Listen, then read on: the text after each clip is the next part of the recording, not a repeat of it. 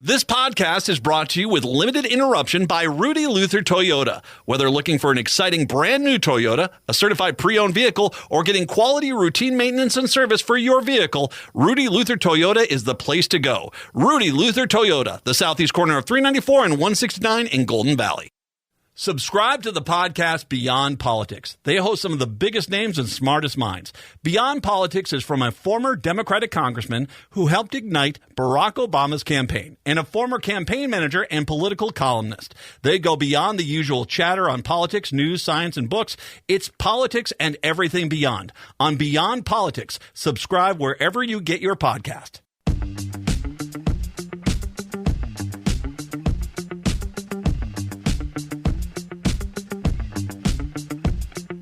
Broadcasting live on AM 950, the progressive voice of Minnesota, and in the evenings on WCPT 820 Chicago's Progressive Talk. It is the Matt McNeil Show for your Wednesday. Jeff McGillicuddy Stein joins us once again at the bottom of the hour this hour. Myself, Patrick, here. Hello, Patrick. How are we today? I was doing fine until you threw a tarantula at me. Well, you know, it's one way to get people's attention or out of your house. I mean, it really does work. No, actually, just... for everyone, especially everyone in Chicago who are saying, what? What's that? I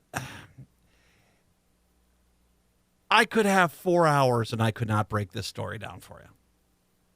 There's a Hennepin County Commissioner. Hennepin County is where Minneapolis is at. There's a Hennepin County Commissioner candidate who lost a special election, who is running again for this fall to fill the seat. And she is, this is a nonpartisan race, but she says she's the conservative.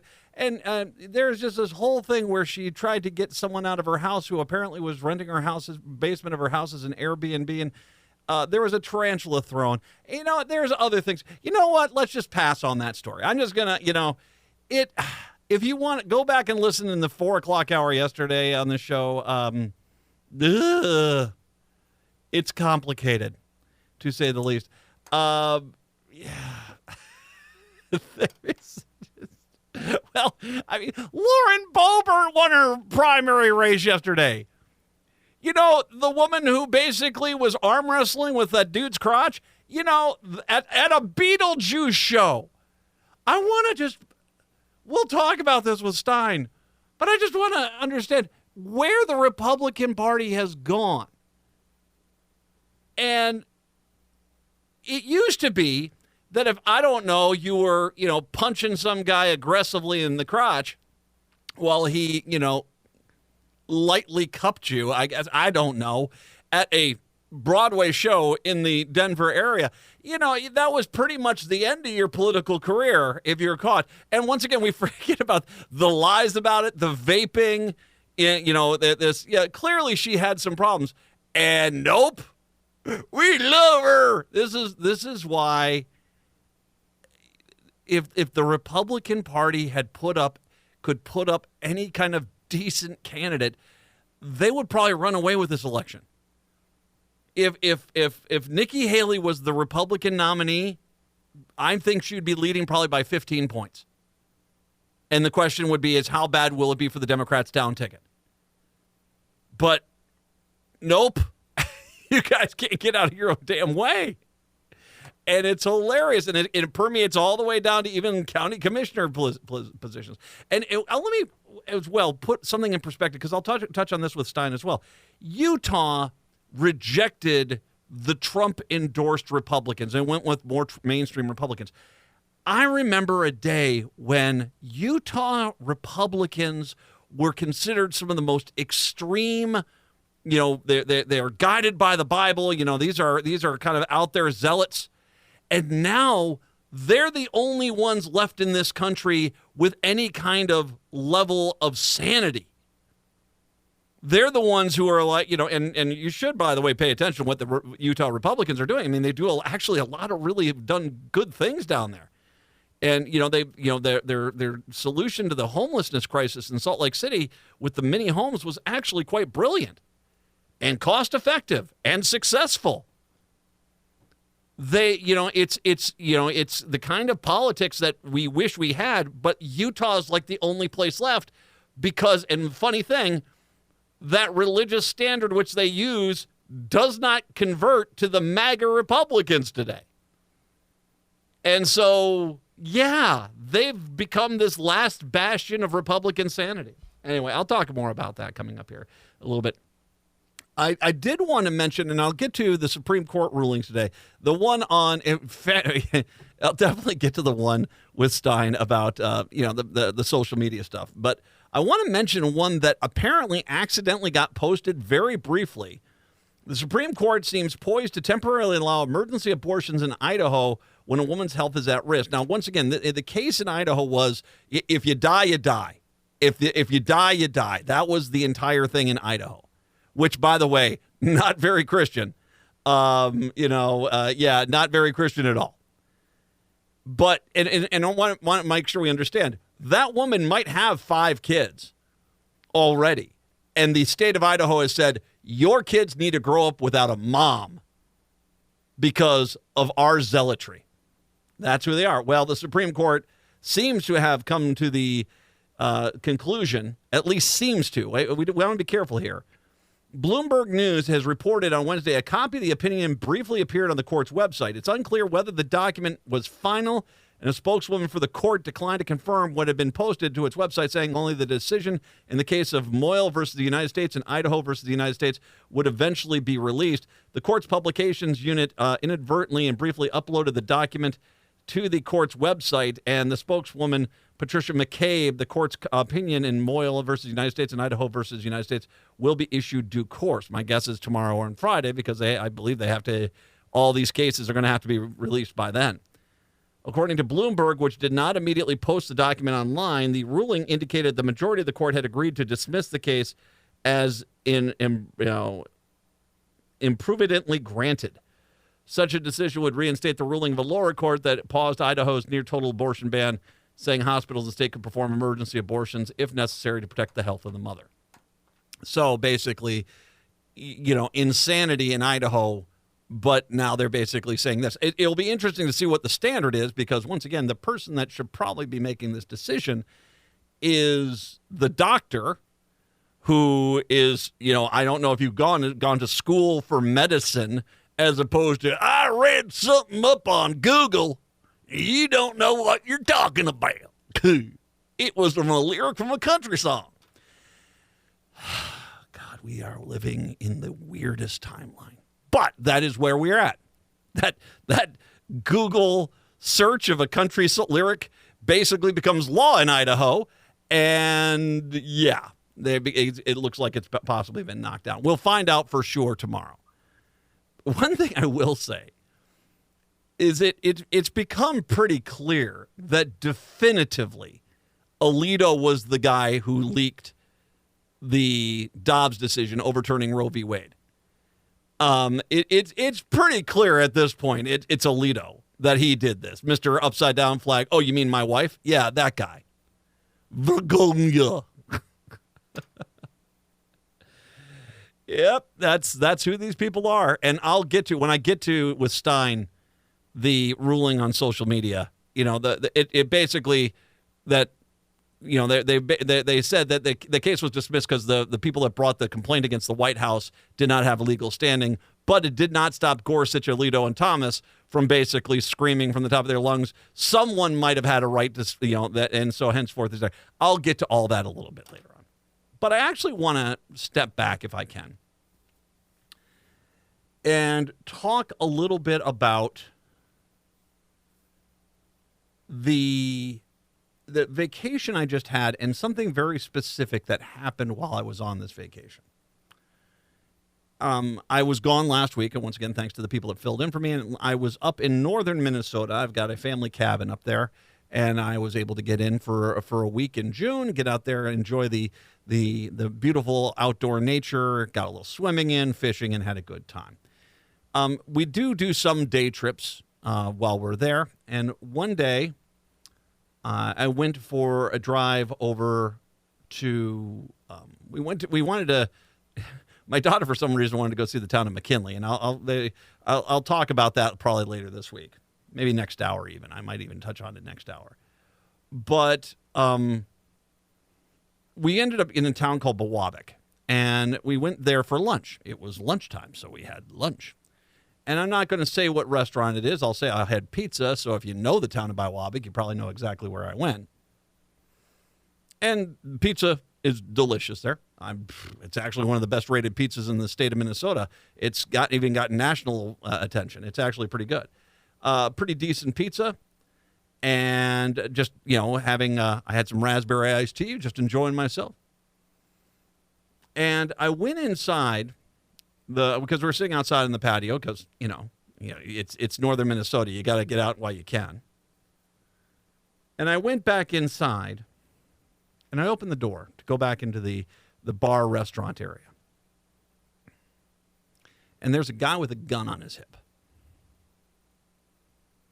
And right next to him is another guy with a gun on his hip. And I'm like, oof. No, I didn't. Was I concerned necessarily that these guys had bad intentions? I don't know if they did or not. I felt sorry for them. I do. I'm a veteran of the U.S. Army. If you need to have a gun in Biwabik, Minnesota, to feel like you are safe and secure, dear Lord, I can't help you. I feel sorry. I honestly feel sorry for you. Because that's some sort of chronic stuff, man. That is, a doctor's not going to be able to recover that. It became clear that those two were with a party that was sitting there, once again, noontime-ish, and was this on Friday? I think it was on Friday of last week. Noonish or so. And they were having a few beers. It sure looked like there's some beers on the table. Looked like it was theirs because they were sitting at the places where there weren't people sitting. And their kids were there. Their kids were there. Now, the first thing that runs through your mind is, well, Matt, maybe they're law enforcement. They maybe, but I don't think they were, it's by what, I mean, the law enforcement would know how unlikely it is something bad was going to be happening at a place like that on a Friday at noon. Do you think ISIS is sitting around circling Biwabik, Minnesota? There's the key to our takeover. No, they're not. There's a pizza place there. No, they're not. What do you think is going to happen to you on any given day? Do you think that people respect you? No. You're mistaking fear of being shot with respect. And it's not the same thing. It's not. I know you like to think it's the same thing. It's not. It is, people are not, they know exactly what you're carrying, and even if you are not aware of how dangerous it is, they do. More on this when I come back. It's the Matt McNeil Show.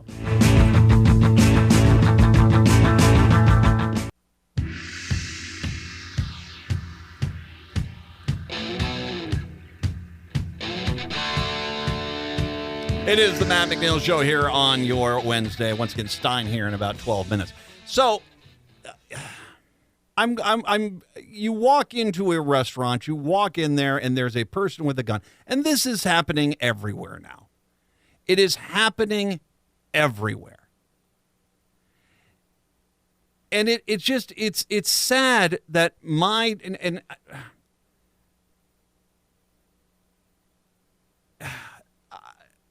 I am far more concerned about you, Mr. Midday having a beer,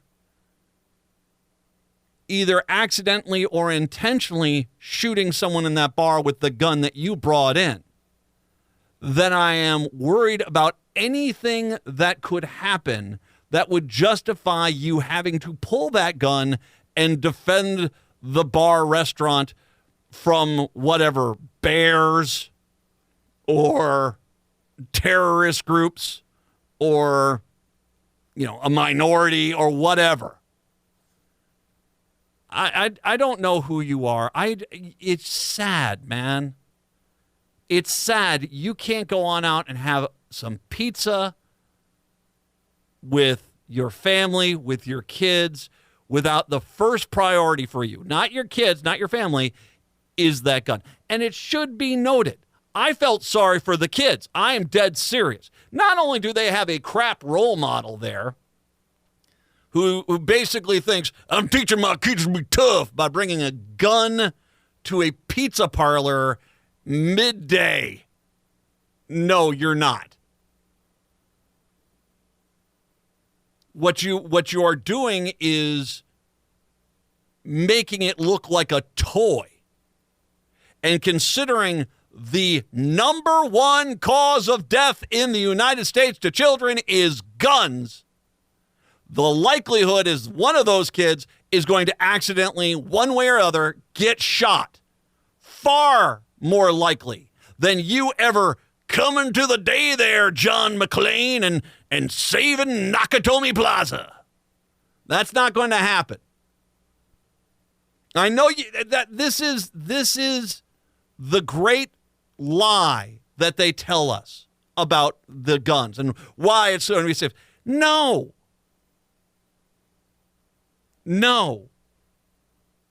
The likelihood you're accidentally going to shoot somebody or intentionally shoot somebody, Mr. Beer,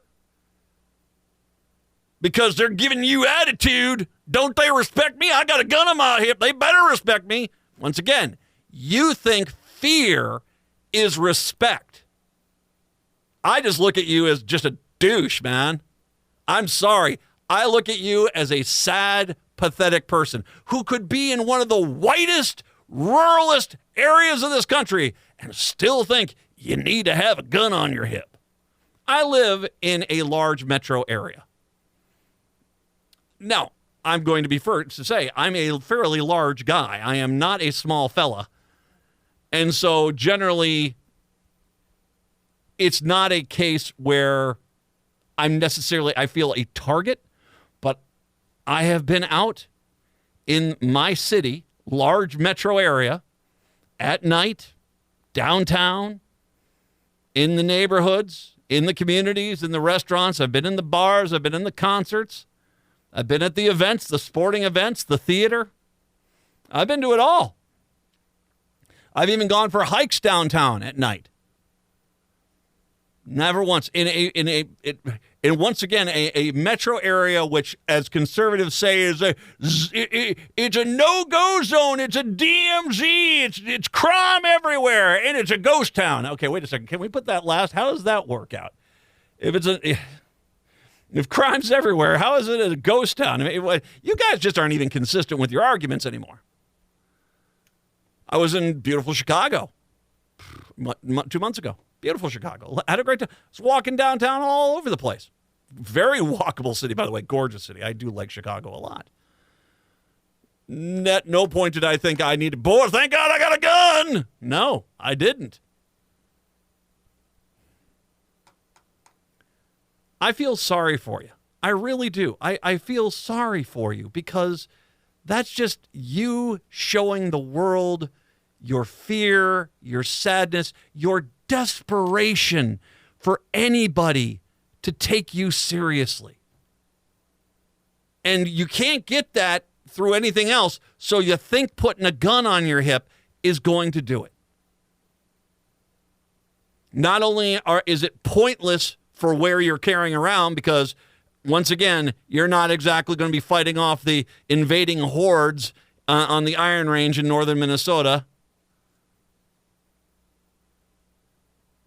But as well, you have children. The likelihood one of them is going to accidentally get shot is far higher. And that's the thing, is that gun endangers everybody because it is far more likely that you're going to accidentally drop it or try to show off, have a few too many and said, let me show you my gun, and accidentally drop it. As you insisted, there's no round in the chamber, and all of a sudden, bang, oh, Bill's bleeding. That is a far greater concern. Just stop, guys. You have bought into. You think Taylor Swift fans buy into her? You think like a sports team's fans buy into that team? No one buys into the narrative, the fan favorites, than gun guy, because they're always convinced they're the hero when the reality is they're not the hero. I mean, that good guy with the gun stuff that you guys you keep talking about, it doesn't exist. It doesn't exist. I will not go back into that place. I will not. Because and maybe that's your praise. Maybe you're saying to yourself, "Oh, that's great. We don't want you here."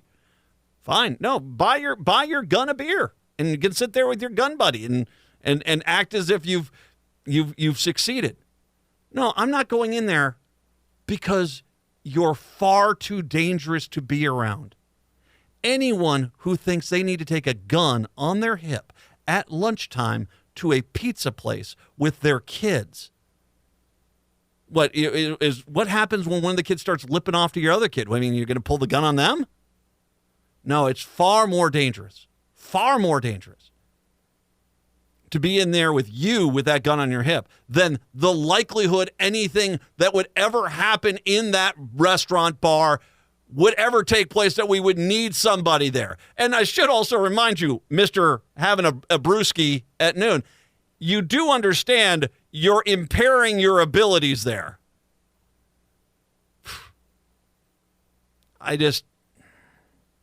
You can't fix this stuff.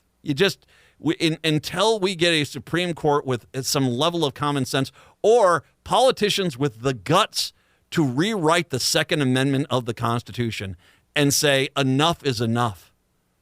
You can't deal with this. So you know what? I'm not going back. And nor will I go into any restaurant or bar that I see people hauling around guns. Not because I'm afraid. Well, I'm not afraid of the world outside. I'm far more afraid of you with your gun, because the more likely chances you would accidentally shoot someone as opposed to anyone else doing that. Stein, when we come back, it's the Matt McNeil Show. So glad. Jeff.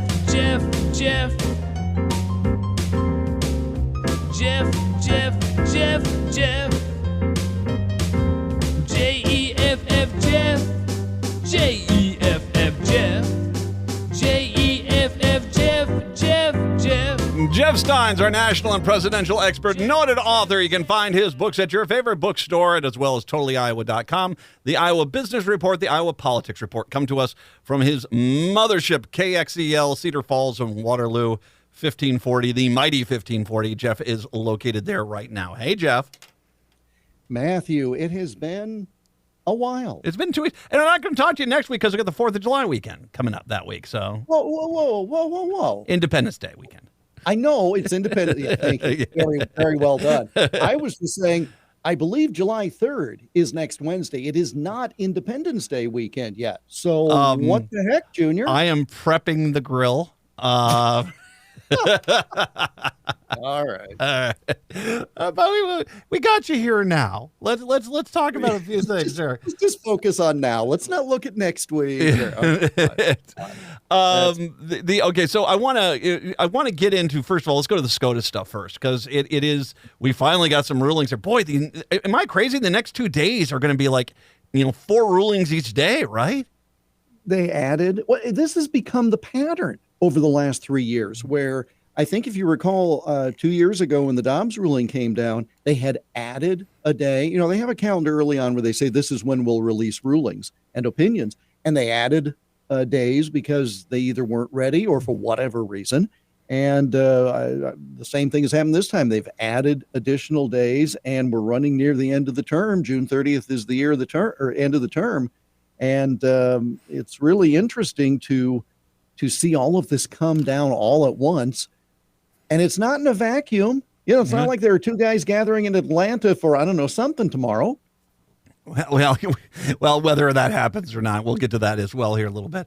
The main one that came out earlier, because there's one that was put out but then retracted, and I'll get to that in a second. The Supreme Court handed Biden administration a major victory. I don't know if it's a major victory. They punted again. It was another 3 and out by the Supreme Court. They rejected a Republican challenge that sought to prevent the government from contracting social media platforms to combat what it said was misinformation. A 6-3 vote that basically those who challenged those interactions had not suffered the sort of direct injury that gave them standing to sue, which is, kind of a part of the problem. And this goes back to the Miffelpristone ruling, whereas, you can't just do, although Alito disagrees with that completely on this ruling, you can't say theoretically someone got hurt by this. You actually have to bring the person forward who got hurt by this. And when you're talking about misinformation, unless the White House mislabeled something that was true as misinformation, and you knew that they did this and then contacted Facebook, it almost becomes impossible, because that person, a person who did get called out correctly for misinformation is not going to go on out there and say, well, I was ruined because I lied. Here's the big problem with this as a First Amendment case, which it is. And the reason the government is involved is government cannot engage in prior restraint on speech. So Twitter, X, Facebook, McNeil.com, whatever. If those are private entities, you can stifle speech, you can censor speech, you can do whatever you want all day and half the night. The distinction here is, did the government put their thumb on the scale, put pressure on the private business? If the government puts pressure on the private business, like, it'd sure be helpful if you didn't let some of that stuff out, then it is seen as the government acting through the private entity. That is, to your point, very hard to prove. Because let's say, and the only thing and by the way, and just to clarify, not prove, but how someone was hurt by that. I mean, and that's the other side of it. It is, but I'm saying the proof is hard, first of all. Yeah. Because and all I can think of is a mafia movie, but, I mean, it's like if somebody comes by and says, it'd really be helpful if you didn't do this. I mean, sure would hate to see something bad to your business, like tax returns being audited. Oh, geez, okay, I'll do it. That is still, that's not direct enough, right? But now in terms of the harm, now with First Amendment, you have a right to speak, but I also have a right to hear. And you have to prove that me not hearing this speech led to some harm. Okay, what? An American is going to get up there and say, because Twitter stifled speech about Hunter's laptop, I voted for Biden and I wish I hadn't. That's the claim, right? If nothing else, I saw a lot of people who said, the First Amendment is now dead and the government can do whatever it wants, blah, blah, blah. I think that having this brought and having enough things come out that were admitted of contacts between the administration and these entities, that's enough to expose the idea. I don't know that you needed to have a Supreme Court decision because, again, what's the recourse? Well, and then even if you did get to a point of proof, there comes the fire. You can't scream fire in a theater. And why? Why not? Because you create a panic and people can get hurt. Now, there's people that still argue that you should be able to do that. Well, you can't, because there is a downside to that. When it comes to COVID, by saying, you could drink bleach or something like that, and that's a perfectly fine option, saying, oh, dear Lord, don't do that. That's actually dangerous to do. It's not going to cure your COVID and you could get sick. It's in kind of turn, you're trying to stop someone from screaming fire in a movie theater after they've already done it. And so, I mean, it becomes an interesting argument even after that in regards to whether or not you have that ability the concern that you would have per se with the fire in the theater element is that if you can prove that what the person is saying is absolute bonkers and makes no sense, then they don't really have that recourse. Well, yeah. but to me, the more and fundamental can hurt. thing, And by the way, and could hurt somebody if they followed that person's advice.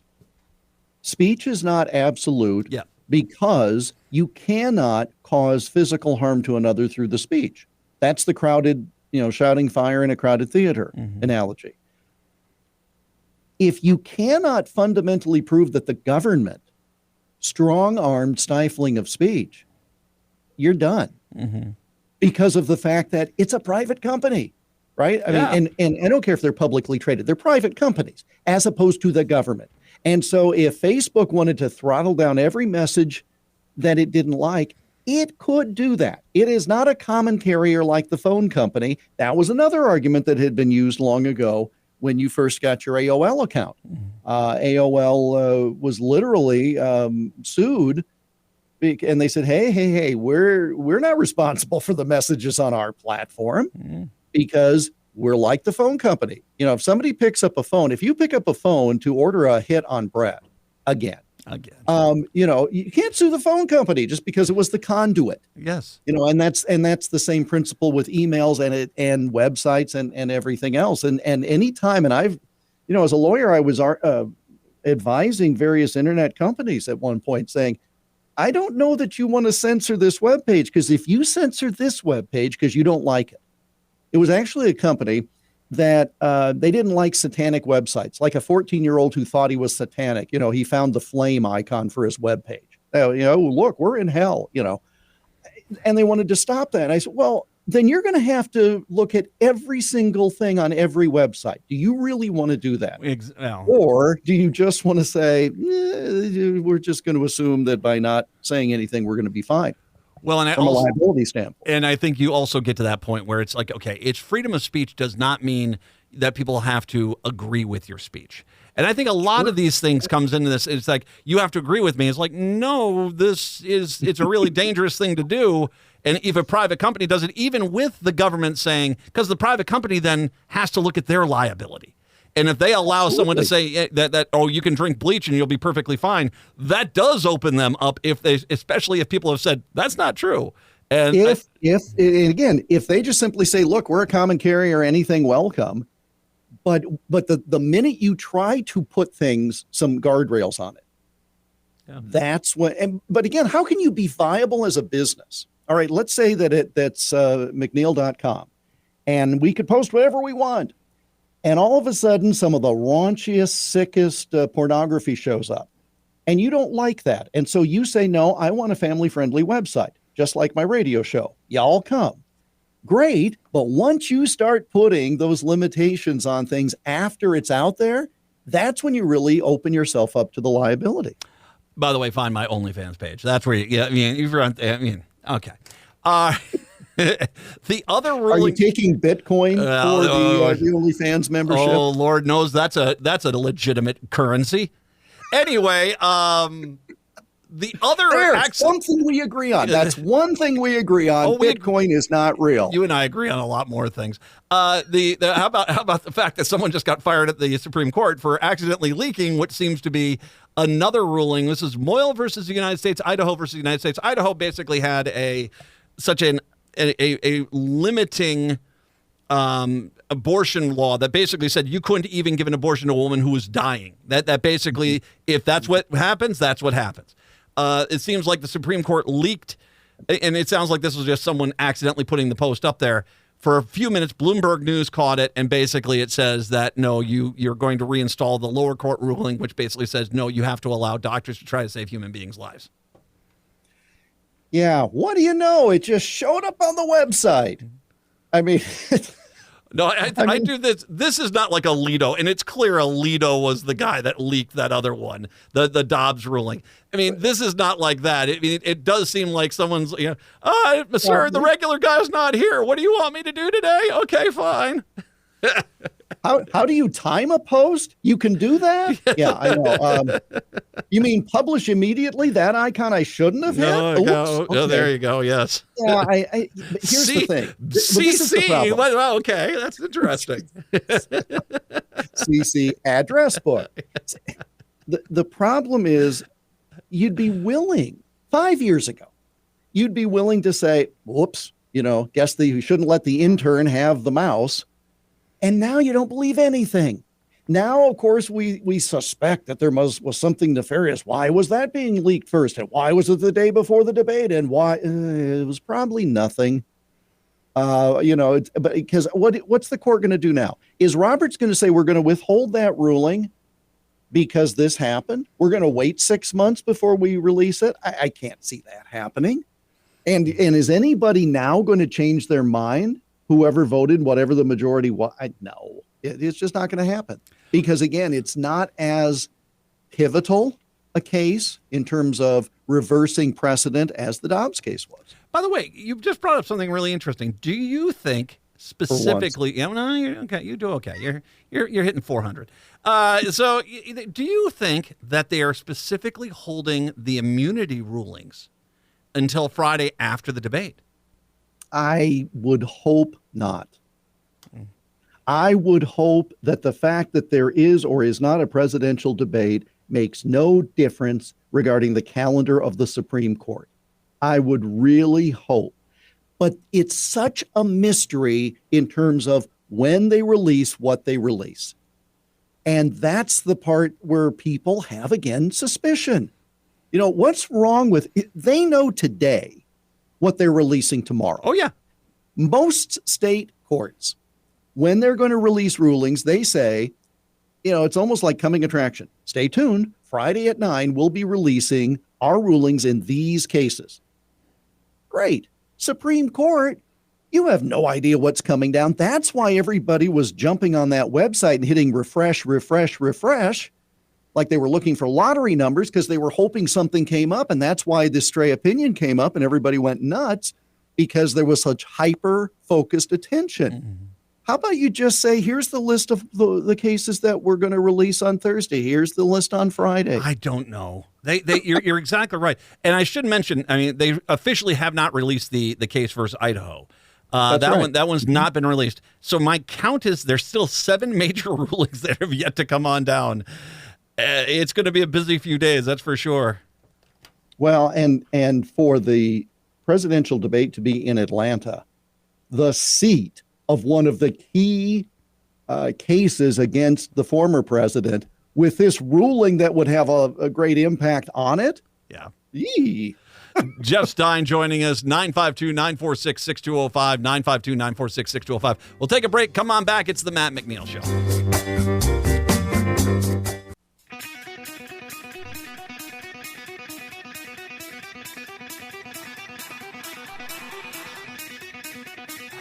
Broadcasting in the evenings on WCPT 820 Chicago's Progressive Talk and in the afternoons on AM 950, the Progressive Voice of Minnesota. It is the Matt McNeil Show, 952-946-6205, 952-946-6205. Jeff Stein joining us right now.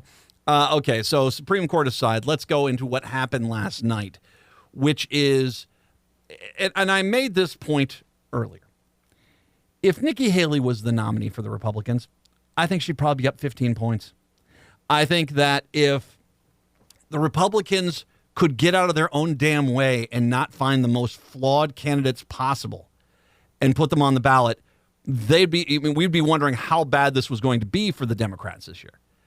But once again, Lauren Boebert, a woman that basically, what she got caught doing in the Beetlejuice, that would have jumped, her entire political career would have been gone 20 years ago. She's handy. Oh, yeah. You should see how she boxes. That right hook. She knows what she's doing. And who doesn't love the theater? But, she because she's an embarrassment, she jumps districts, into a more conservative district that supposedly had more traditional Republican values, and she trounced them. She's definitely going back to Congress again because the Democrats probably not going to win that. Was it Colorado 4? So they're probably not going to win that. But once again, Lauren Boebert's one of those candidates where the effect of her on the ticket in Colorado impacts other races across the country. And you look like you're not legitimate. And so when you get to a toss-up district, even in Colorado or anywhere else, how do you take Republicans seriously if they're saying, here I am at a campaign event with good old Lauren Boebert, who, if I'm lucky, Sorry, we're late. We were in the car. Yeah. But here's the thing. I mean, she's not going to travel the country to campaign in support of any Republicans. And nobody's going to go help her. And as you say, based on the voter registration numbers, may not be necessary. She may already have the seat in hand, as it were. But I just don't think individual congressional races are as tied nationally as we'd like to think. I mean, I saw the victory laps about Jamal Bowman losing in his primary. Means nothing except in that particular district. I just don't see a trend. I think people look at their member of Congress, period. Maybe I'm short-sighted, but I just don't think they're going to that next level of calculation. I think I will say this, Michelle Bachmann, when she was up here in Minnesota 6, that was one of those candidates where the other candidates, specifically in like Minnesota 8 and Minnesota 2, would be like, I don't necessarily agree with her. I mean, it wasn't helping them. And Sure. and I think that so maybe more in Colorado. Bring up Bowman, I wanted to bring that up too. Interesting to see. I mean, he got trounced. I mean, Westchester, I think it's Westchester County and one precinct in the Bronx. And he just, he's gone. I mean, it really is a pretty stunning, beatdown on that case. I mean, clearly, I think his I don't want to say squad or this, but his more progressive policies just were not playing in a district, which definitely it does favor the Democrats, but is much more of a moderate Democratic district. Don't pull a fire alarm. Yeah. I mean, that alone, I think, turned some people off. That was not handled well. No, it wasn't. And again, that's an understatement, isn't it? By the way, all the outrage about that just disappeared overnight. They don't care anymore. No, nobody cares. Exactly. So I think you've got a potentially flawed candidate plus views that, and the only thing to watch is, are Democrats who are more pro-Israel, traditional position for Democrats, are they concerned about all of this anti-Israel protest? And is that going to be a bit of a pattern? Only in a primary, not in a general. No, not because really. What are you going to do if he were on the ballot in the general? Is a Democrat going to say, I'm not real crazy about some of those views, but I'm going to go Republican therefore? No. So it not only in that comes district. up No. So it only comes up in primaries, and we're pretty close to the end of the primary season. So I don't know that it has much impact. It will be interesting to see what it does to Ilhan Omar in Minnesota 5. Now, once again, that's going to go Democrat. That's Minneapolis, so it's going to go Democrat. But she's got a challenge up there, Don Samuels, and so it will be interesting to see if that plays out. Because what was it? Was it the fire alarm, or was it his progressive policies? And I think you'll get the idea of that when the Minnesota primary comes on up. It's an excellent point because, again, as I said, you had a more flawed candidate, and anything that's come out against her, family things, whatever, we've had an election or two since. Exactly. So, that dog hunted. Utah is such an interesting state. Once again, Trump's candidates there got trounced.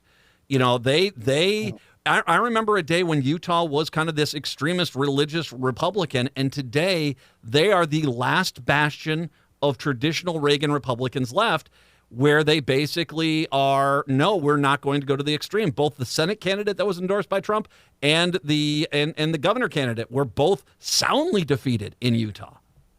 And I don't think that's going to adversely affect Trump himself there in November, because, again, do you have a choice between two members of the same family or, one from each? But it is interesting because he did crow about his record of endorsements a few years ago, and I don't hear that now. Well, I will say this. I mean, if he's the kind of guy that holds these grudges. I don't know if you've seen him, but he does kind of hold these grudges. I don't think Utah's going to be on his stop list. The question is does he reluctantly endorse the candidates down there? Like I said, I don't think it's going to go Democrat in Utah, but it's sure. Well, because it's kabuki theater, right? This is my person. This is the best person. Oh, wait, my person lost.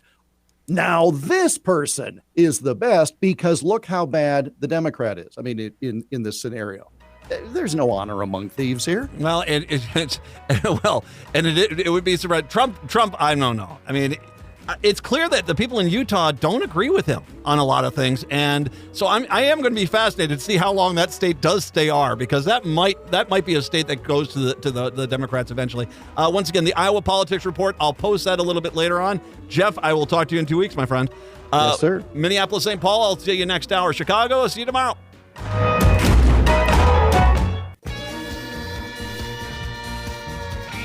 Hour number 2 of the show here on your Wednesday. Good to have you with us. Matt and Patrick here today. 952-946-6205. 952-946-6205 is the phone number.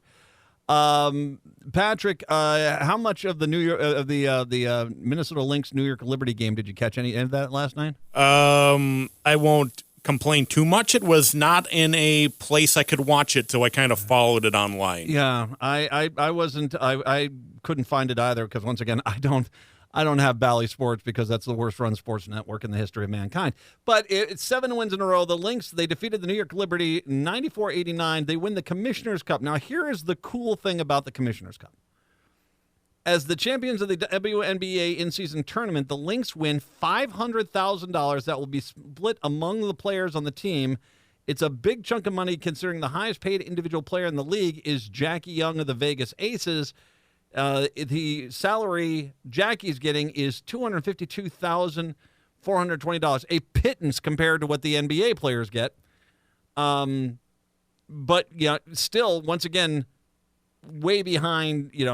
That's the highest paid player. So a lot of players on the Lynx just not getting paid much. If they're all splitting it, someone told me it's going to be $30,000 each player. Yeah, I'm very impressed. I also I watched. Is it Dorka Juhaj? Is that do you know Juhaj? Is that how you say it? I'm not sure. Dorka. I watched. Dear Lord, have you seen her do interior passes from the she? I would say she threads the needles, but needles aren't that wide, man. Dear God, I have actually fallen in love. I think with Dorka. I have 6'5" Hungarian who can basically has the delicate touch and the assists that I like to see. So there you go. Go team, go. Lynx fever, catch it. Which, if there is actually a disease called lynx fever, I'm not talking about that one. I'm talking, never mind. You get my point. 952-946-6205. 952-946-6205. This has been a crazy day of news. I know. I'm going to talk about McKinley a little bit later on here. But, okay, let's start off with what the world is going down in Olmsted County with this woman who crashed her car and there was a dead body in it. Yeah, it's just a little confusing to say the least. The person accused of transporting a Minneapolis woman's dead body into Olmsted County was granted $1 million bond with or without conditions in Olmsted County Court on Tuesday.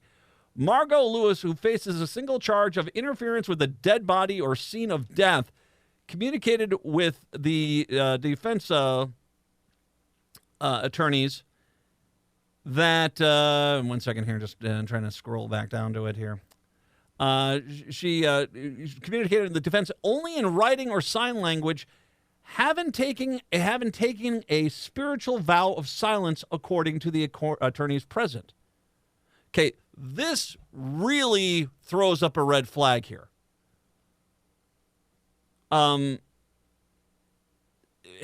This is, okay, so once again, this is person who is extremely religious, has a spiritual vow of silence, according to the attorneys present, which might just be some attempt at her of not talking, because that's the first thing that flies in my mind.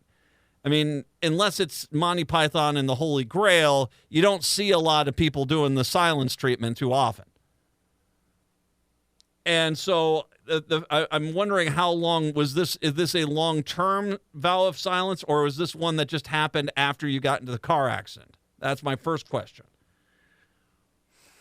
But, I mean, obviously this sounds like this is someone who is extremely religious, and once again, driving with a body in the car. Now, the Olmsted County Attorney's Office requested the $1 million bail, citing the ongoing homicide investigation into Liara Tsai's death via a neck wound, Lewis's homelessness, and the fact that Lewis had flown into Minnesota only in the past week. Previously, he resided in Iowa and Massachusetts, the prosecution stated. The prosecution also claimed Lewis had been uncooperative on the booking process, had to refuse to eat or dress during their time in the Olmsted County ADC. Lewis's defense argued the suspect had not been accused of homicide in the question and that having no employment or assets made any bail cost prohibitive. Lewis's next hearing is scheduled for 9:15 a.m. on July 5th. Liara Tsai, a woman found dead in the back of Lewis's car, allegedly drove into Olmsted County, died from multiple sharp force wounds, according to the Southern Minnesota Medical Examiner's Office. Tsai's death is listed as a homicide.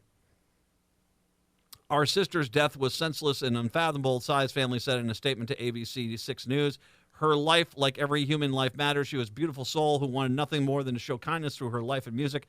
We loved her immensely, and our family has no words for the pain that has caused for us and the vast community of friends and honor in knowing her.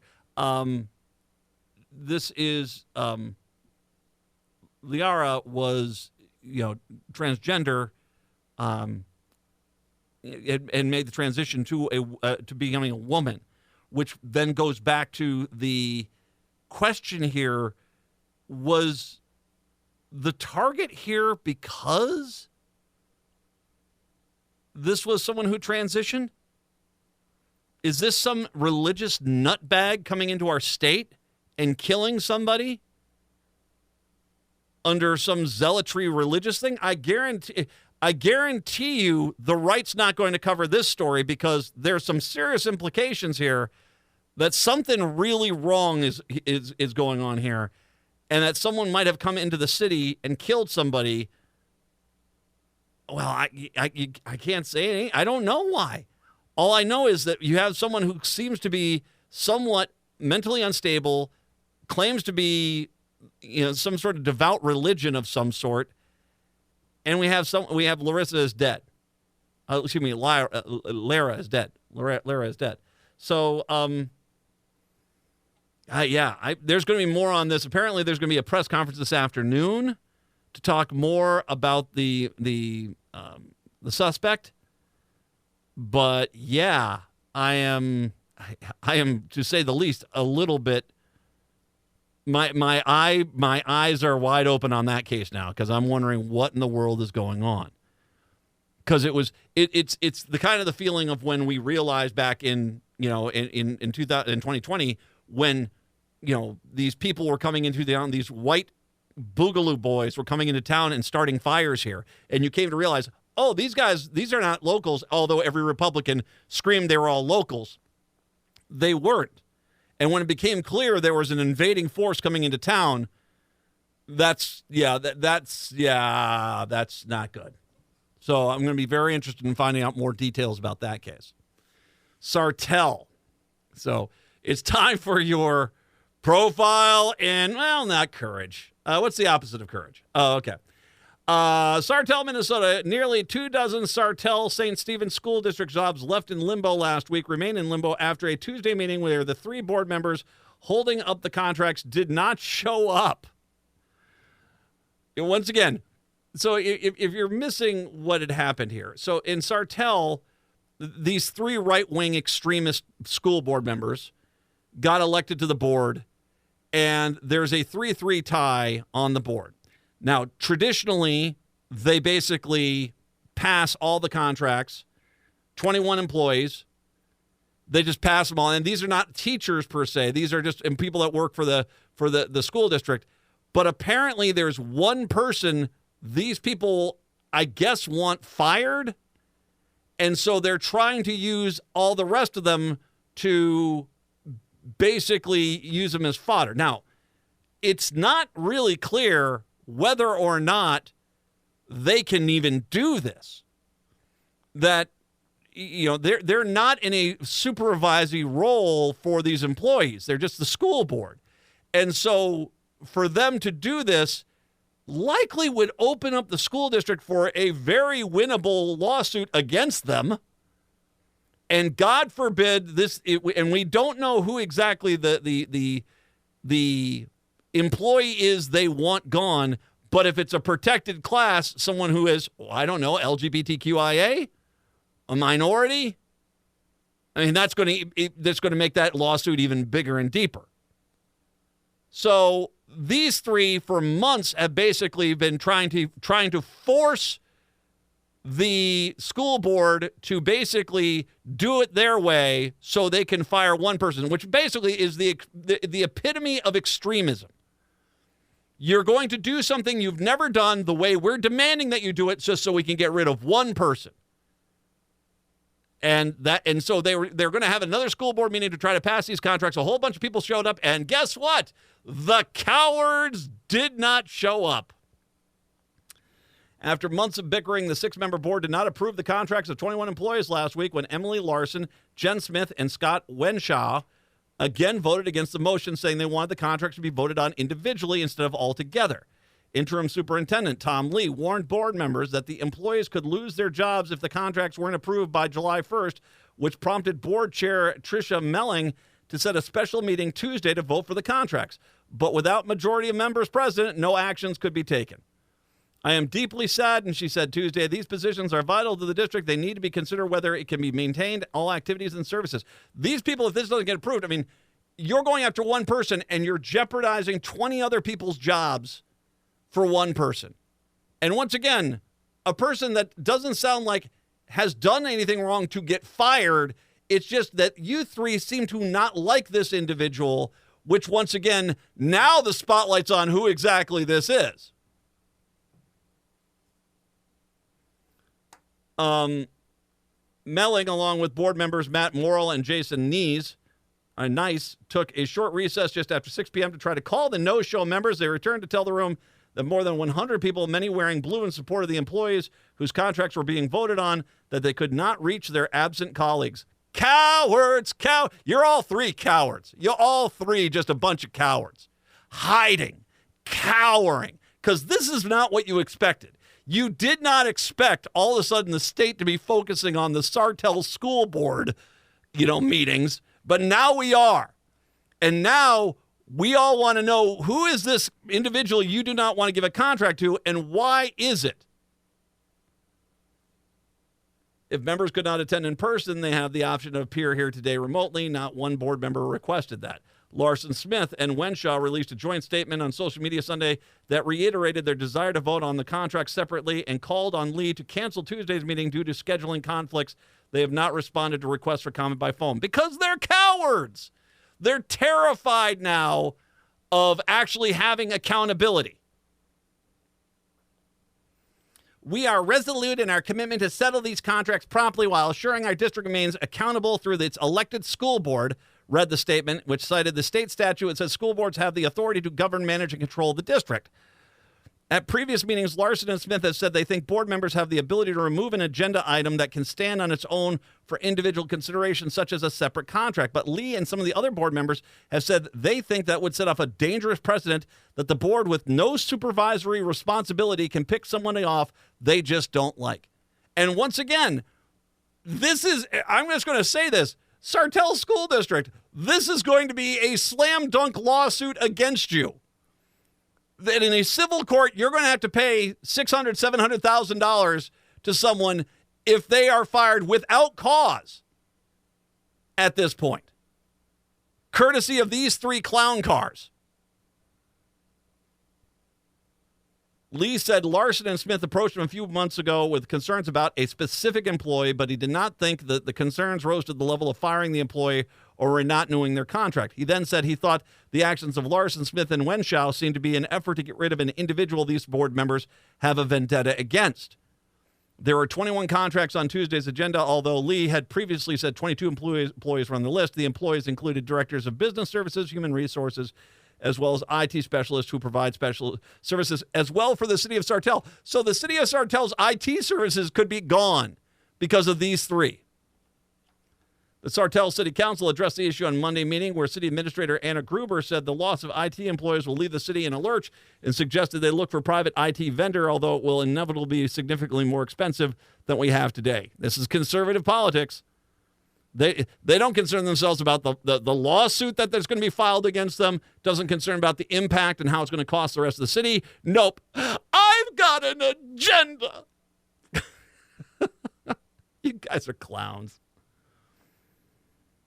Gruber said it would be devastating for the city to lose its IT colleagues. It's really hard to know how it may we might need to look elsewhere, but I think we just have to prioritize the operational stability of the city, the police, and the fire networks. Larson, Smith, and Wenshaw were elected in 2022. They ran as conservative slate, leading the district's teachers union to endorse three other candidates for the first time in its history. With good cause, apparently. The board's infighting brought Sartell president Josh Kirkvelt to Tuesday's meeting to hear about the issue firsthand, although he thinks it makes sense to separate the contracts and look at each one in its merit. It's more concerned about finding a solution. I do not think I represent a silent majority in the district. Others, such as Sartell parent Rochelle Dyer, shared concerns about the slate's very clear political agenda. It's unfortunate that a district is being held hostage, Dyer said. Up until this point, even though many people with different ideologies have served the school board members, our school board has never been about larger political happenings within our nation. They're going to schedule a vote on Friday. And it doesn't sound like it's 21 votes, it's one vote.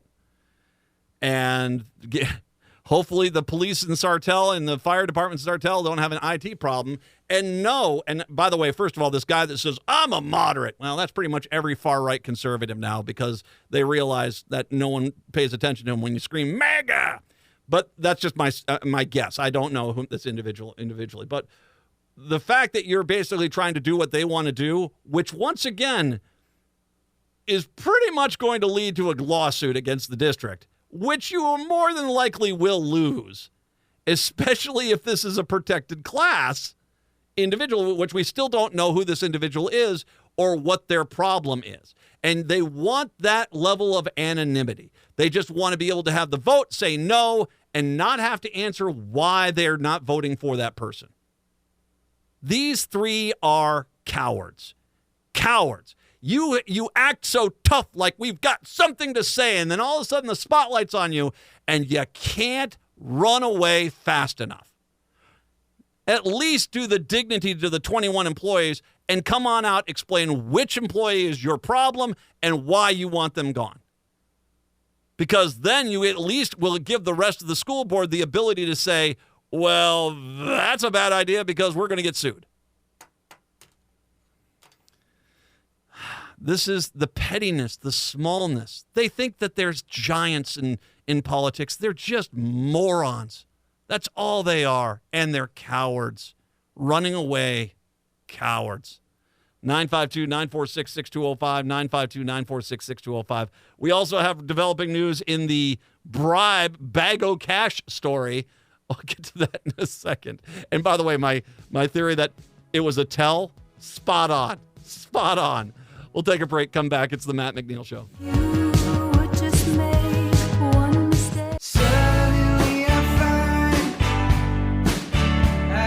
AM 950, the progressive voice of Minnesota. It's the Matt McNeil Show. So let's go back to the bag of cash story. And if you remember the Feeding Our Future the trial that we had, we had a juror one day come back to the court and say, hey, someone showed up at my door and offered us a bag of cash. And yeah, the bag of cash. I told you it was pretty clear what was going to happen here. A federal grand jury Wednesday indicted 5 people in attempting to bribe a juror in the Feeding Our Future fraud trial. In that case, it is likely to raise questions about jury security in the high-profile criminal trials. 3 of the people charged with bribery were on trial for stealing $49 million from a federal program intended to feed children for what's become known in the Feeding Our Future scandal. So 3 of the people were on trial that tried to bribe them. 4th is a brother of the 2 defendants. The 5th is a Seattle woman recruited specifically to drop the bribe off. U.S. Attorney Andrew Luger called it a chilling attack on our justice system and an elaborate scheme to infiltrate the jury. When the scheme was being made public to the courtroom on June 3rd, Assistant U.S. Attorney Joseph Thompson called it something out of a mob movie. It is so much more, Lugar said during the press conference. It just doesn't happen in Minnesota until now. The night before the jury was set to begin deliberations in the Feeding Our Future case to go on trial, a woman driving a Mazda dropped off a gift bag with $120,000 in cash at a juror's home in Spring Lake Park. The juror called 911, reported it to the Spring Lake Police Department, and was later excused from jury duty by the U.S. District Judge Nancy Brazel, who said the juror was terrified. A Seattle woman, Ladan Muhammad Ali, is charged with delivering the cash. Prosecutors say she agreed to deliver the bribe in exchange for $150,000. Boy, you got paid well for that bribe. Lugar said her fingerprints were found on the bag, and she was seen in street surveillance videos following the juror home from the courthouse on May 31st.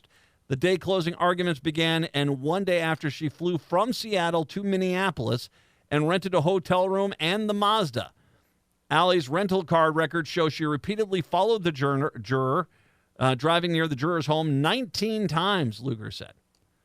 All 5 of the defendants are charged with conspiracy to bribe a juror, bribing a juror, corruption involving influencing a juror, and planning a scheme using Signal, an encrypted message app.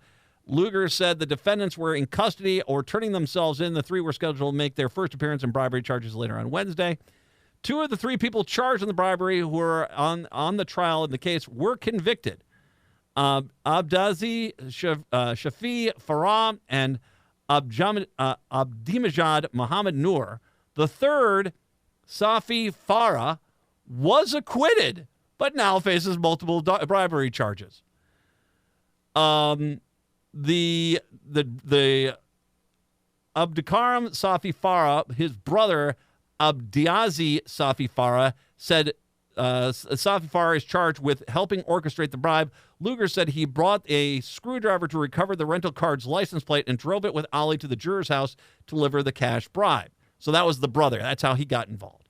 The FBI recovered a text to his brother, Saeed Farrar, saying, still posted outside the house, and the video of Ali delivering the bribe with the message, watch and delete. You guys are really bad at this, man. Lugar said that when Thompson announced during the trial, this was my favorite moment. Lugar said that when Thompson announced it during the trial that someone had tried to bribe a juror, Abdiaziz Farah immediately grabbed his phone and deleted everything on it by doing a factory reset, for which he was also charged with obstruction of justice. I said, someone tried to bribe a juror, and the guy grabs his phone immediately, starts frantically trying to delete things. Chef's kiss. That is what they call a tell. Oh my God. I got to just delete a whole bunch of stuff here. There's a factory reset while in the courtroom. Spectacular. 2 days out into jury deliberations, the FBI searched his home, found a list of jurors' names in a water bottle. Convenient storage. Lugar said the group targeted a juror known by only a number, juror 52, because she was the youngest and they believed the only juror of color. She's Asian American. Unfortunately for all of us, juror 52 could not be bought, and she terminated their scheme. The suspects reached her online, found her address, and surveilled her, following her home from the courthouse. Ali brought a GPS tracking device that was delivered to her hotel room, but she'd already fled Minneapolis when the bribery scheme was made public. So basically, yeah, she took off. Lugar said the defendants obtained the $200,000 in cash to give the juror, although $120,000 in cash was ultimately delivered, along with what he described as a chilling list of instructions and arguments to the juror to make in pushing that the defendants be acquitted. Lugar said they wrote a subtly intimidating message. You alone can end this case. They also sought to win sympathy on racial grounds. We are immigrants. They don't respect and care about us. And people of color are immigrants. We're being persecuted for the fault of other people. No, not really. Lugar said they were trying to inject arguments for which there was no bias and they could never be made in the court of law. The one thing have they arrested the woman in Seattle? I think the brother is there locally. It's not clear whether the woman in Seattle has been arrested. My guess is going to be they wouldn't be going public with it because, she would probably be trying to flee at this point. Oh, God. They tell the courtroom someone tried to buy off a juror, and the guy frantically picks up his phone and hits factory reset. Okay, man. Okay. Yeah, you're criminal masterminds. This is not going to be over quick. I have a feeling this will they try to bribe a juror on this trial? We'll have to see. Bags of cash. 952-946-6205, 952-946-6205. I got some thoughts about McKinley, Minnesota when I come on back. It is the Matt McNeil Show here on your Wednesday.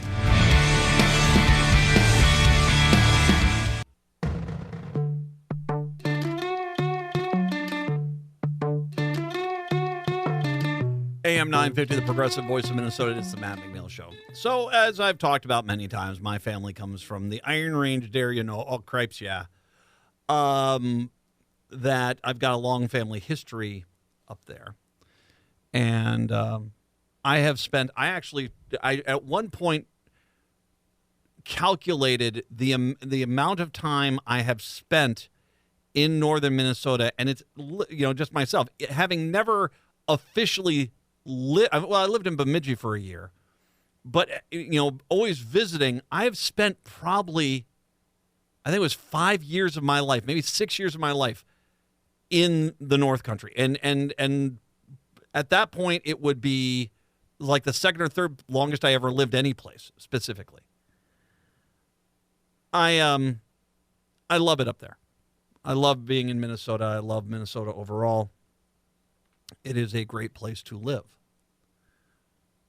If you drive on the road from US 53, right when you get right between Eveleth and Virginia, there's the road that goes out, I think it's 135, it goes out towards Gilbert, which is their quad cities on the Iron Range, Virginia, Eveleth, Gilbert, and the angriest little far right town you'll ever see, Mount Iron. It's there. If you remember Onions and Orchids. Oh, Onions and Orchids. Oh, God, I miss that so much. Anyway, you drive out there, and eventually, a lot of people know that area because you go out that direction past Gilbert. You go on out and get to Bawabic, and then you get past Bawabic, and you get into Giants Ridge, and that's where a lot of people go skiing up there. There's good golf courses. It's become a real destination area. And then you have the further east Iron Range towns of Aurora, Hoyt Lakes, that area, and then that back road that goes up. I think it goes past Embarrass, and oh gosh, I can't remember the name of the other town. Anyway, it goes up to Ely, back that way. Along the road between Gilbert and Bawabic is a sign that says McKinley.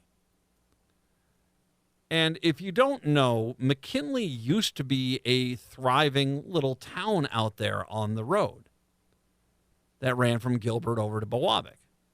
But it's no longer. It is basically located, I'm going to guess, a mile north of the main road, and there is no other road into McKinley. It's one road in, one road out. What I've understood about the history of this, my dad explained this to me, that at one point when they built the Esquagama Country Club, which is off of Lake Esquagama, south of Bawabic, I think technically it's in the city of Gilbert, they would take that road out, and the road that is now the road into McKinley was the road you turned off of, because the main road used to go through McKinley. And it no longer does. The town itself, my daughter had asked about it. I said, should we go on out there? And this is the the day trip that we did where I went out to the place in Biwabik and the guys with the guns I talked about last hour. We went up there and I said, why do you want to go to McKinley? I've been to McKinley. There's nothing in McKinley. And she goes, I just wanted to see it because it does exist. And I said, okay, fine. So we go up there. And as far as small towns go, it's rough. I mean, it's really rough. Now, to the few people, and I mean few, that clearly are trying to make the best of things in McKinley, all my best on that. But overall, I'd say 90% of the houses looked questionably habitable, to say the least.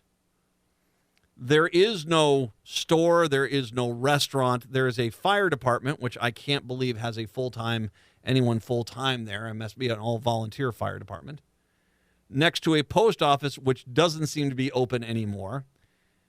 And with all the mail being dropped off at post boxes outside the fire department. And then a historical society, which was not open that day. And didn't look like it had been open anytime recently. My dad said that at one point it was a kind of a thriving little community out there. They had a few businesses and they had a few bars and stuff, restaurants, and there was actually people there because it was just one of those small Iron Range towns. But what happened is the mining company, which owned the rights to mine underneath the old road, wanted to mine underneath the old road. Now, they could have mined pretty close. You can't imagine it would be a tremendous amount of taconite underneath just the road itself. And you could have easily probably kept most of the road in place, but that's not the way corporations work. Companies, there's a lot of people that say companies are evil. Companies are not evil. Companies are more selfish. Because the point of a company, a corporation, is to make money. And they will do it at any cost, in any way, and anyhow they can. That's just the way they do things. That is a corporation. I'm a business major from William Penn. I know I look like I basically couldn't find my way out of a cardboard box, but that's my college degree is a business major from William Penn. And yeah, that's the point of a corporation. The corporation is there to make money, and there's always these questions on business ethics about what you do. Do you do something unethical as long as it helps the company? Do you do things ethically even though it might or do something unethical that would cost the customer or the community? Do you do something ethical even though it would lose money for the company? I mean, these are all questions you have if you ever take a business ethics course. These are one of the questions that you get asked. McKinley is the epitome of why you don't trust corporations to have the best interests of anyone but themselves in place. My dad told me, basically, when we were talking before he passed away, he said that McKinley was told, "Oh yeah, don't worry, we're going to take care of you. Sure, this is not going to be any big deal. The road will be there, but I mean, we'll have signage and people come up there." The town's dead. I mean, really, I think the only thing that looked like a business in that town was if you go to the east side of that town. It's just a few grids there of streets, a lot of empty lots, which I think used to have houses in it. There's a guy that basically has just a bunch of old cars out there. So you got basically, I guess, a junkyard. That's your maybe one business you have in town there. The town is dying, and it's not okay. It's not dying. It's dead. That is a zombie town. As the world has passed them by, it's like the movie Cars, when the people of the cars of Radiator Springs are thinking that the interstate's going to bring all these people in, and all it did was basically shut it down because the company could have worked around that road, but they decided not to. And I'm sure they came on out with their Sweetheart talk. Come on. We're not against McKinley. We're not against you guys. We're going to make sure everything's taken care of. It's going to be just the same. And they got what they wanted to get, and McKinley is dying. As a matter of fact, you can go into McKinley. There's a road out of McKinley, which is the old road, and yeah, it just ends. You go down it for about a mile, and it's overgrown and everything, and there's a mine, and there you are. Stop on by. I would say spend money there, but there's no place to spend money. I bring up this story because as I was talking to my daughter about it after we left, I say this is one of the reasons why you can't really trust a company. Corporations have no vested interest in the betterment of anybody else but themselves. And that's what a company is. Like I said, it's not evil, it's just selfish. And I'm not saying that there aren't companies that do evil things. Of course there are. The power company of Texas is a prime example. Enron's a great example. We can go through many different companies. But the reality is the nature of a company is to make money for its shareholders or stockholders or bankrollers, whoever the case may be. I live in the city of Hopkins.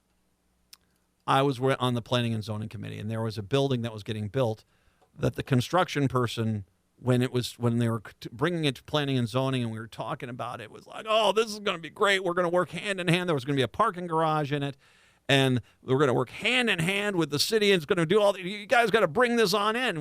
We're going to do this. It's going to be just great. The sell job that they brought in. Someone foolishly in the city of Hopkins did not put that down in writing. And then the minute the ink was dried on the contracts for them to build the building, they're like, oh, we're not going to participate. The city's got to take care of all this. I was on that committee. They openly lied to us. They basically because the minute they all of a sudden didn't have to be held accountable for this because someone forgot to put something in the contract, well, they weren't going to do it. So they're go team, go. We're all in this together. That ended basically the second the ink was dry. We had a Taco Bell come into town and say, we're going to put up a big mural celebrating Hopkins on that. Mural never showed up. But that was how they sold that. Oh, it's going to look great. You're going to see it. It's just going to be celebrating Hopkins to basically get the sweet. They didn't have to do that. That wasn't in part of the contract. That was just something they were saying they were going to do, and they had no intention of doing it because that would cost money, and they don't want to do that.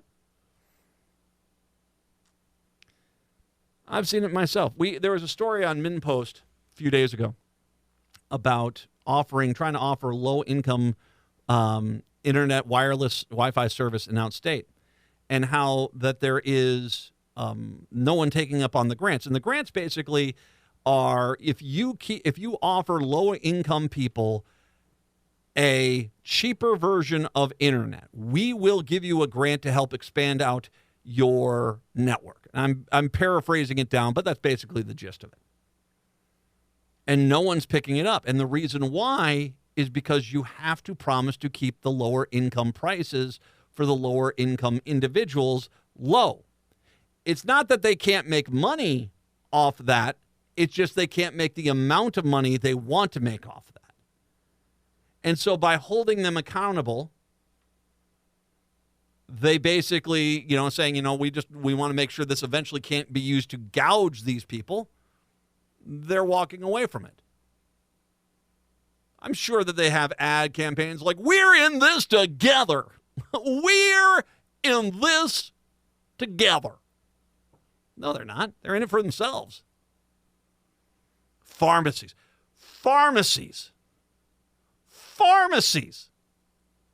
Have you been to a pharmacy lately? Do you remember when they started opening up the large corporate pharmacies, whether that was in Target or in Walmart and all these things? And we're just here to offer the same kind of service that you got at the Ma and Pa pharmacy down the street. Remember that? I remember that. I remember them talking about, we're not trying to run anybody out of business. Oh, one of the biggest lies, man. I worked in Eldora, Iowa. There was a Walmart that opened up in Iowa Falls, and they went down into every one of these small towns where there was a pharmacy, and they price gouged every one of them. They got every price that they had, and they basically, undercut them across the board until they ran almost all those pharmacies out of business. And the second they did they keep their prices low? Of course not. They jacked those prices up because now you have nowhere else to go. And that same kind of quality of service that they said that you were going to get. And you walk into a pharmacy now, and it's basically like you're watching a game of dodgeball. They're frantically running. What do you need? Okay. How many prescriptions? Okay, we'll see if we can get to it. They've cut staff. They basically, it's a thankless, overworked job. They probably don't pay very well. Yeah. Why? Because corporations want to make money. And they realize that they put out their sincere face and they're earnest about it. Well, guess what? You can sell anybody anything. Hey! More on the death of McKinley, plus another point here that I want to make when I come back. 952-946-6205. 952-946-6205. It's the Matt McNeil Show on your Wednesday. I gotta be down because I want it all. It started out with a kiss.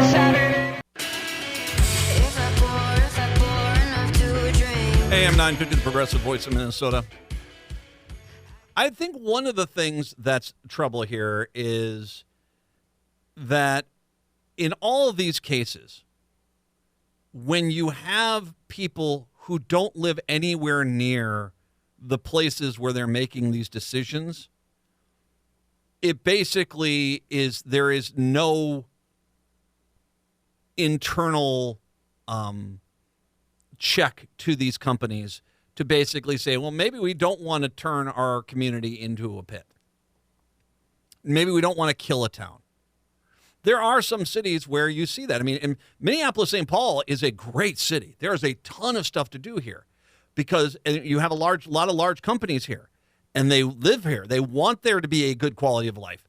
So you generally don't get, when you get to large things, large-scale decisions, things that are going to directly negatively impact the local community because they live here. They want to have a higher quality of life. It's not the case all over the place. You go to the South, they basically don't care. They'll torment. They live in their private neighborhoods and their gated communities, and they don't want anything to do with anyone else. I will say Virginia, Minnesota is an interesting case study on this too. Because you go to Virginia and you go down Chestnut Street in downtown Virginia, and it's a hollow shell of what it used to be. It used to be a thriving, vibrant, community, and it's not. A lot of the businesses that made towns like that great, like furniture stores and clothing stores and record stores. Well, they all got destroyed by big box stores. And if you're in Virginia, there are 3 big box stores: a Menards, a Target, and a Walmart, and they're all there. And they are there kind of smartly because it gives pretty much everyone north of their nearest store. So there's a regional effect to this, but it's wiped out a lot of the businesses in that town. Once again, companies, because and sure, their local managers work there, but the people making the decisions, they don't work there. Because they're a company. They're basically, they're in it for themselves. That's what these companies do. I can only go back in time and imagine what it must have been like in McKinley when they're saying, oh, your road into town is going to be shut down, but don't worry, we're going to have a new road here, and you'll have one road that comes into town, and there'll be some signs, and so you won't miss a thing. And how much that lie basically hurts today. That it was, you were going to kill our town. You probably knew you were going to kill our town. You just had to sell it to us, and you did. I bring this up because there still are people that want to have that sulfur mining up in northern Minnesota. And you got a bunch of guys sitting down in Chile at Antofagasta, the mining company down there that is really, sure, they've got their front companies here and their front people that, we're just a mom-pop organization. No, it's an international mining conglomerate that wants to buy up a big chunk of northern Minnesota and poison the land and the water. And before you say to me, well, that's not what we want to do, this type of mining has never been done environmentally safe. It has never been done environmentally safe. Ever. Ever. So, yes, you do want to poison the land and you do want to poison the water. That's why we should never let you go up there, because all you're going to do is destroy a lot of pristine wilderness. And you shouldn't be doing that. But yet, you get people out there that, well, sure, there are some risks here, but I think it's going to be great. You cannot trust a company to have your best interests at mind. Line 3 was built. That was supposed to be all Minnesota union jobs. It wasn't. A lot of people shipped in that were non-union. And those jobs disappeared once the line got built. How many people really benefited from that? The promises were golden riches showering down on northern Minnesota. Never came to fruition. As a matter of fact, God brought a lot of people here that raped women over in Bemidji. We don't want to talk about that, do we? Nope. You cannot trust a corporation to have your best interests in mind. They'll sell it to you. They'll try to convince it to you. But at the end of the day, you can't be stupid. If you want to see what trusting a company does, go visit McKinley. You won't be there long. That does it for today. Native Roots Radio, I Am Awake. That's coming up next. We are back on a Thursday. Have a good one. Till then, see ya.